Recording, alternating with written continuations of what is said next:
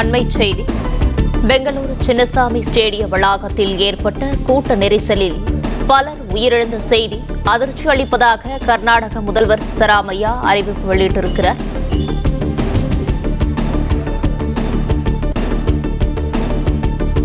பெங்களூரு சின்னசாமி ஸ்டேடிய வளாகத்தில் ஏற்பட்ட கூட்ட நெரிசலில் பலர் உயிரிழந்த செய்தி அதிர்ச்சி அளிப்பதாக கர்நாடக முதல்வர் அறிவித்திருக்கிறார்.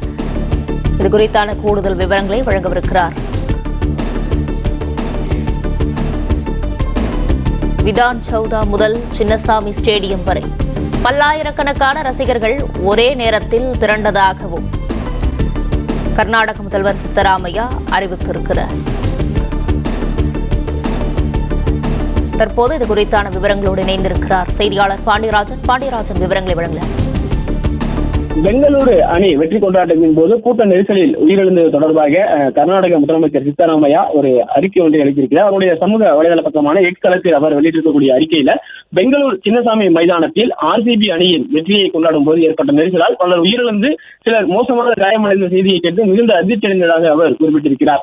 இந்த துயர சம்பவம் வெற்றிக்கான மகிழ்ச்சியையே மங்க வைத்து விட்டது எனவும் அவர் குறிப்பிட்டிருக்கிறார். உயிரிழந்தவர்களின் ஆன்மா சாந்தி அடையட்டும் எனவும் மருத்துவமனையில் சிகிச்சை பெற்றுக் கொண்டிருக்கும் அனைவரும் விரைவில் முழுமையாக குணமடைய தனது பிரார்த்தனைகளை தெரிவித்துக் கொள்வதாக குறிப்பிட்டிருக்கிறார். தங்களது உறவினர்களை இழந்த குடும்பங்களுக்கு தனது ஆழ்ந்த இரங்கல் எனவும் அவர் குறிப்பிட்டிருக்கிறார். இந்த கூட்டம், அதாவது இந்த வெற்றி விழா கொண்டாட்டத்திற்கான அறிவிப்பு நேற்று இரவு RCB அணி வெளியிட்டது. அதற்கான அனுமதி வழங்கப்பட்டது. ஆனால் பெங்களூரு அணி நிர்வாகத்தை பொறுத்த வரைக்கும் ஒரு வாகன பேரணியை நடத்த வேண்டும், சாலை மார்க்கமாக அந்த வெற்றி கோப்பையை வைத்துக் கொண்டு அதை நடத்துவதற்கான அனுமதியையும் கேட்டிருந்தார்கள். அதையும் இந்த அறிக்கையில் அவர் சுட்டிக்காட்டியிருக்கிறார். இதுபோன்ற நெரிசல் ஏற்பட்டு கூட்டத்தை கட்டுப்படுத்த முடியாமல் விபத்து நிகழ வாய்ப்பு இருப்பதை கணித்து அணியின் வெற்றி பேரணிக்கு அனுமதி வழங்கப்படவில்லை என்பதை அவர் குறிப்பிட்டு காட்டியிருக்கிறார். இது ஒரு முன்னெச்சரிக்கையாக எடுத்த நடவடிக்கையாக கருதப்படுகிறது. இருந்தாலும் அதனையும் தாண்டி மைதானம் அருகே பெரும் மக்கள் கூட்டம் கடலென திரண்டதனால் நெரிசல் ஏற்பட்டிருப்பது எனவும் குறிப்பிட்டிருக்கிறார். இதனால் ஏற்பட்ட விபத்தில் இந்த துயர நிகழ்வு ஏற்பட்டதாக அவர் குறிப்பிட்டிருக்கிறார். அன்பும் ஆதரவும் கூட வாழ்க்கையை விட முக்கியமல்ல என்பதையும் அனைவரும் புரிந்து கொள்ள வேண்டும் அவர் குறிப்பிட்டிருக்கிறார். பாதுகாப்புக்கு முதலிடம் கொடுக்க வேண்டியது மிக அவசியம் என்பதை நான் பொதுமக்களிடம் கேட்டுக்கொள்கிறேன் எனவும் சித்தராமையா அவர்கள் அவருடைய அந்த சமூக வலைதள பக்கத்தில் இருக்கக்கூடிய அறிக்கையை தெரிவித்திருக்கிறார். இந்த கூட்டம் நடைபெறுவதற்கு முன்பாக பல்வேறு அனுமதிகள் கேட்கப்பட்டிருந்தது, அதாவது பெங்களூரு அணியினுடைய நிர்வாகம் சார்பில். ஆனாலும் அந்த வாகன பேரணி நடத்தினால் இது போன்ற நெரிசல் ஏற்படும், விபத்துகள் ஏற்படுவதற்கான வாய்ப்புகள் இருக்கிறது என்பதை முன்கூட்டியே கணித்ததாகவும் கர்நாடக முதலமைச்சர் அவருடைய அந்த வலைதள பக்கத்தில் குறிப்பிட்டிருக்கிறார்.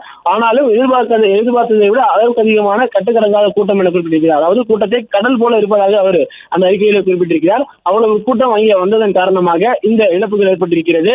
மேலும் அன்பும் ஆதரவும் கூட வாழ்க்கையை விட முக்கியம் இல்லை எனவும் அவர் குறிப்பிட்டிருக்கிறார். பாதுகாப்புக்கு தான் முதலிடம் கொடுக்க வேண்டியது மிக மிக அவசியம் என்பதை பொதுமக்களிடம் அவர் கேட்டுக்கொள்ள விரும்புவதாகவும் அவர் குறிப்பிட்டு காட்டியிருக்கிறார். பெங்களூரு அணியை பொறுத்த வரைக்கும் நேற்று இரவு தான் அந்த வெற்றி அறிவிக்கப்பட்டு அந்த போட்டி நடந்தது, வெற்றியானார்கள். அதன் பிறகு 9:15 பிறகு, அதாவது 12 மணிக்கு மேலாக தான் அந்த அறிவிப்பு வந்தது. பெங்களூரில் இன்று வெற்றி விழா கொண்டாட்டம் நடைபெறும், ரசிகர்கள் இங்கே வரலாம், முன்னுரிமை அடிப்படையில் அவர்களுக்கான பாஸ் வழங்கப்பட்டு மைதானத்திற்குள் வெற்றி விழா நிகழ்ச்சியை பார்ப்பதற்கான அனுமதி கிடைக்கும் என சொல்லியிருந்தார்கள்.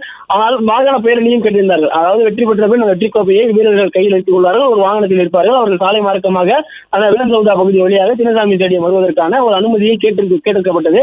ஆனால் கூட்ட நெரிசல் ஏற்படும், அதனால் பாதிப்புகள் ஏற்படும் என்பதை முன்கூட்டியே கணித்ததாகவும் அதனால் தான் அதற்கான அனுமதி கொடுக்கவில்லை எனவும் அவர் குறிப்பிட்டிருக்கிறார். ஆனால் எதிர்பார்த்ததை விட கட்டுக்கடங்காத கூட்டம் மைதானத்தின் வாயில் பகுதியில் கூடியதன் காரணமாக இந்த விபத்து ஏற்பட்டிருப்பதாக சித்தராமையா அவர்கள் விளக்கம் அளித்திருக்கிறார்.